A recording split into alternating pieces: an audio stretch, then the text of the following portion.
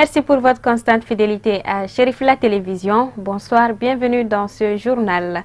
La communauté musulmane du Mali a organisé ce vendredi 14 juillet dans la grande mosquée de Bamako un meeting d'information et de sensibilisation sur les internautes qui s'en prennent à nos leaders religieux à travers les réseaux sociaux. Amadou Diallo, Mohamed Sidibé.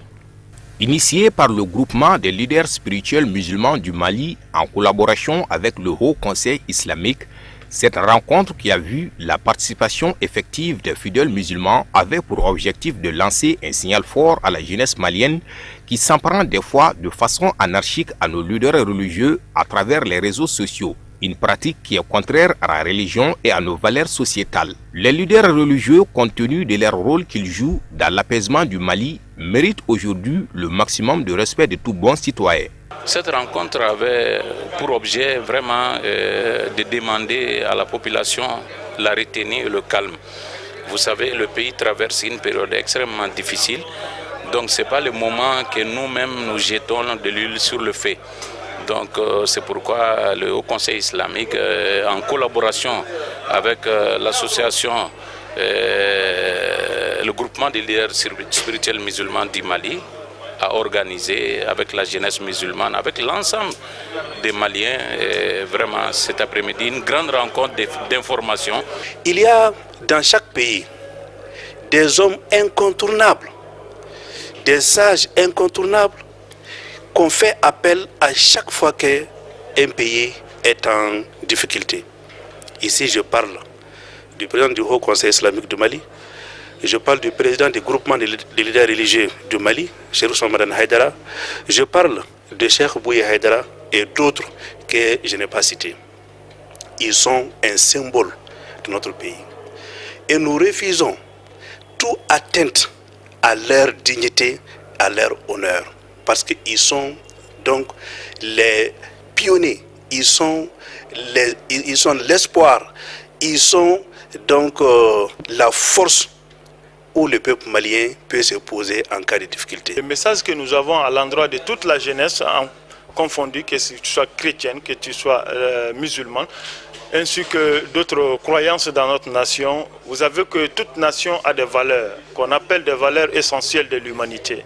Et ces valeurs que nous devons respecter, c'est le respect non seulement des aînés, des vieux, des vieilles, de nos parents et le respect mutuel. Nous avons vu aujourd'hui la dérive des mœurs, nous avons vu la dérive de la jeunesse à travers les réseaux sociaux qui malheureusement porte atteinte à la dignité de certaines personnalités et de certaines transgressent certaines valeurs. Nous les appelons vraiment à la retenue et vraiment à surpasser, à outrepasser ces attitudes que nous n'apprécions pas du tout. Nous sommes dans une phase, dans un tournant au Mali aujourd'hui où nous n'avons pas besoin d'aller vers une violence quelconque.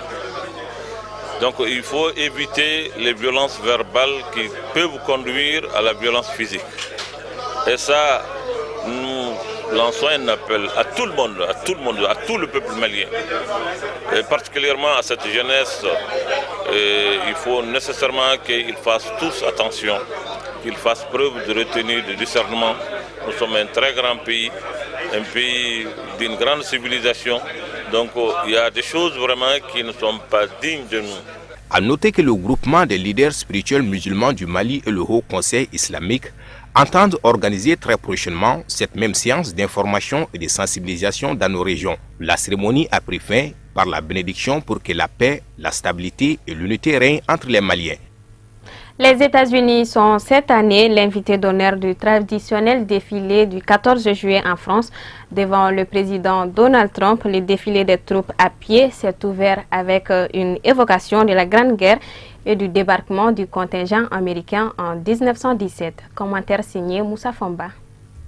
Le défilé du 14 juillet célébrait cette année le 100e anniversaire de l'entrée des États-Unis dans la Grande Guerre. En présence d'Emmanuel Macron et de Donald Trump, des soldats américains et français ont paradé sur les Champs-Élysées. Honneur aux États-Unis, un siècle après leur entrée en guerre dans le conflit de 14 à 18. La patrouille acrobatique de l'US Air Force et 2 avions de chasse furtifs américains F-22 ont ouvert le défilé du 14 juillet sur les Champs-Élysées aux côtés de la patrouille de France, applaudie par Donald Trump. Isolé sur la scène internationale, mais ami de la France, Donald Trump est le premier président américain invité pour ce défilé depuis George Bush, reçu en 1989 à l'occasion du bicentenaire de la Révolution française. Les soldats américains ont pris le relais, ouvrant à leur tour le défilé au sol pour redescendre les champs jusqu'à la place de la Concorde où les attendait leur commandant en chef. Plus de 3700 militaires à pied ainsi que 211 véhicules dont 62 motos, 241 chevaux, 63 avions et 29 hélicoptères ont ainsi défilé sur la plus belle avenue du monde. À l'issue du défilé, le chef de l'État français a prononcé une courte allocution depuis la tribune présidentielle, rompant une nouvelle fois avec la tradition après avoir déjà décidé de ne pas se prêter à la traditionnelle interview du 14 juillet. La France, a-t-il souligné, a trouvé dans son histoire des alliés sûrs, des amis qui sont venus à notre secours et les États-Unis d'Amérique sont de ceux-ci. C'est pourquoi rien ne nous séparera jamais, a déclaré le chef de l'État français, célébrant à la fois l'esprit de la révolution de 1789 et l'œcuménisme de la fête de la Fédération de 1790. Le 14 juillet n'est devenu officiellement la fête nationale française qu'en 1880. Dans son déroulement, le rituel n'a pas tellement bougé depuis 137 ans, avec toujours l'armée et les militaires, émanation de la nation, au centre des cérémonies. Révolutionnaires républicains, militaires, patriotiques, populaires, festifs, universels, le 14 juillet, c'est un mélange de tout cela. Le collège transitoire de la région de Taoudeni a démarré les travaux de sa première session le 5 juillet 2017 dans la ville de Tombouctou. Cette session durera jusqu'au 20 juillet prochain. Abdul Karim Sako. De prime abord, le président du conseil transitoire, Hamoudi Sidi Ahmed, a tenu à rappeler qu'il s'agit de parler d'une seule et même voix au démarrage de cette session en rang serré. Il a fait remarquer la bonne entente entre les participants qu'il qualifie soudés pour relever les défis parce qu'ils ont la bénédiction des chefs de fractions et des populations qui n'aspirent qu'à la paix, la sécurité et le développement. Le président du conseil transitoire insistera sur les souffrances des populations de la région en cette période de soudure. Il faut donc accélérer pour qu'enfin la paix tant attendue soit une réalité. Il ne manquera pas de souligner que les populations souffrent à cause de l'hostilité de l'environnement difficile et des années de sécheresse successives. Quant au directeur du cabinet du gouverneur de Taoudeni, il a remercié et félicité les membres du collège transitoire de Taoudeni pour la tenue de cette première session avant de souligner la lourde responsabilité qu'ils ont accepté d'assumer et les tâches qui les attendent. Le représentant de la MINUSMA a quant à lui renouvelé le soutien de son instance au collège transitoire de Taoudeni. Cette session devra permettre aux membres du collège d'examiner le plan d'action prioritaire à entreprendre dans la région, d'organiser les commissions de travail et de voter le budget annuel. Les échanges porteront non seulement sur les textes de fonctionnement du collège transitoire, mais aussi sur les aspects relatifs à la paix, à l'accès aux services sociaux de base et le retour des réfugiés et des déplacés. Cette session est la toute première du genre du collège transitoire de Taoudeni depuis le 20 avril, date de son installation. Et nous enchaînons directement avec l'actualité africaine, en bref et en images, un commentaire signé Moussa Fomba.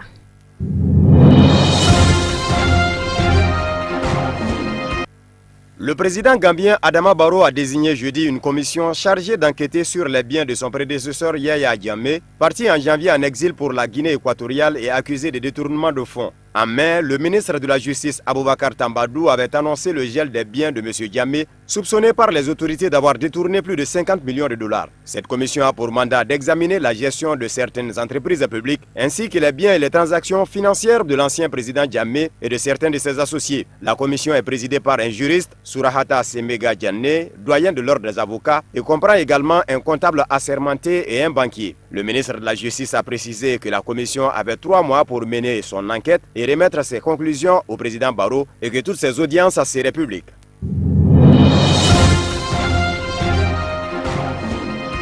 Non, l'armée de résistance du Seigneur LRA n'a pas été anéantie comme l'ont estimé l'Ouganda et les États-Unis en début d'année. Bien au contraire, s'inquiète l'ONU. Le groupe mercenaire dirigé par Joseph Kony, l'un des hommes les plus recherchés au monde, est de plus en plus actif.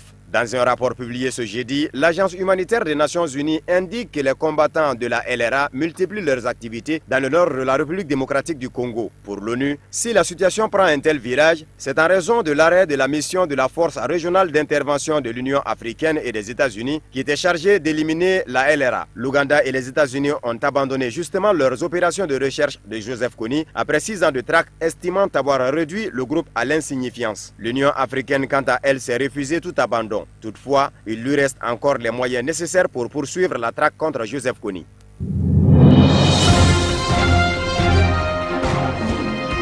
Dans les rues calmes de la capitale rwandaise, rares sont ceux à avoir entendu parler de Frank Habineza et Philippe Mbaïmana, les deux candidats qui affronteront le tout-puissant dirigeant sortant Paul Kagame à la présidentielle du 4 août. La candidature des deux hommes n'a été validée par la commission électorale que quelques jours avant le début de la campagne vendredi. Dotés de très peu de moyens financiers, ils n'ont que 3 semaines pour se faire connaître. Face à un parti au pouvoir hégémonique, la tâche semble insurmontable et une large victoire du président sortant est attendue. Seul candidat indépendant dont la candidature a été validée par la commission électorale, M. Mbaïmana débutera donc sa campagne sans affiche, faute de temps pour lancer les impressions. S'il refuse de critiquer directement le président Kagame, le petit candidat assure vouloir changer les mentalités et mettre le Rwanda sur le chemin de la démocratie.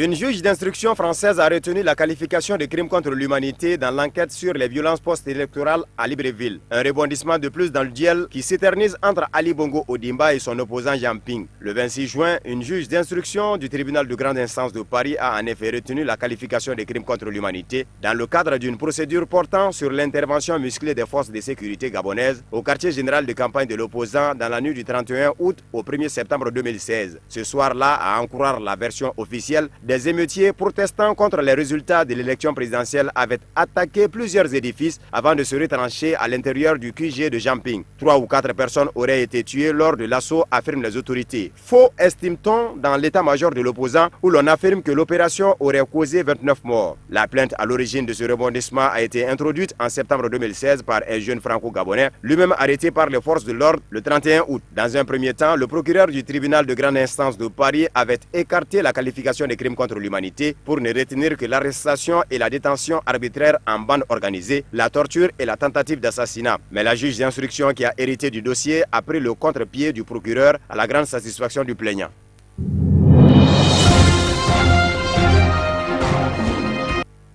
Et c'est communiqué avant de boucler cette édition dans le cadre de la régulation de l'espace audiovisuel dans notre pays.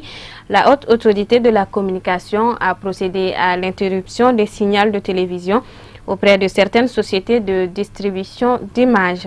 Par conséquent, Cherifla Télévision reste accessible sur le décodeur HD. La direction générale de Cherifla Télévision remercie ses nombreux téléspectateurs pour leur bonne compréhension.